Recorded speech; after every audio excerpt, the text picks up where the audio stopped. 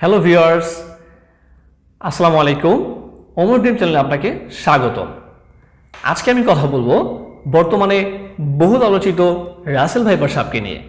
তাহলে চলুন জেনে নেওয়া যাক রাসেল ভাইপারের পরিচিতি এবং এই সাপটি আসলে কতটা আক্রমণাত্মক। রাসেল ভাইপার ভাইপারিডি পরিবারভুক্ত ভারতীয় উপমহাদেশের প্রধান 4টি বিষধর সাপের একটি। এর পূর্ব নাম চন্দ্রবোরা। রাসেল ভাইপারের দেহ মোটাসোটা এবং লেজ ছোট ও সরু। একটি প্রাপ্তবয়স্ক রাসেল ভাইপারের দৈর্ঘ্য 1.8 মিটার পর্যন্ত উল্লেখ করা হয়েছে।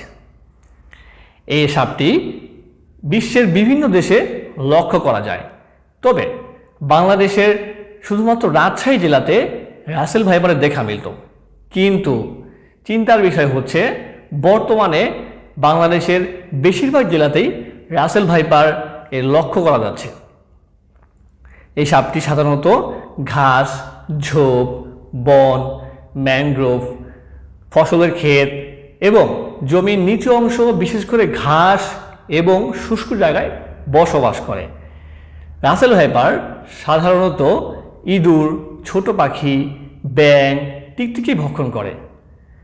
সাধারণত রাসেল ভাইপার কাউকে কামড় দেয় না, যদি না তাকে বিরক্ত করা হয়।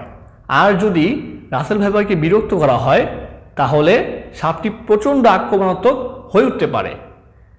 এর সামনে দিয়ে মানুষ বা বড় প্রাণী গেলে এস আকৃতির কুণ্ডলি পাকিয়ে জোরে হিস হিস শব্দ করতে থাকে এবং তারপরও যদি বিরক্ত করা হয় তাহলে অত্যন্ত দ্রুত গতিতে কামড় দিতে পারে। তাই রাসেল ভাইপারের ছোবল থেকে আমাদের সাবধান থাকতে হবে।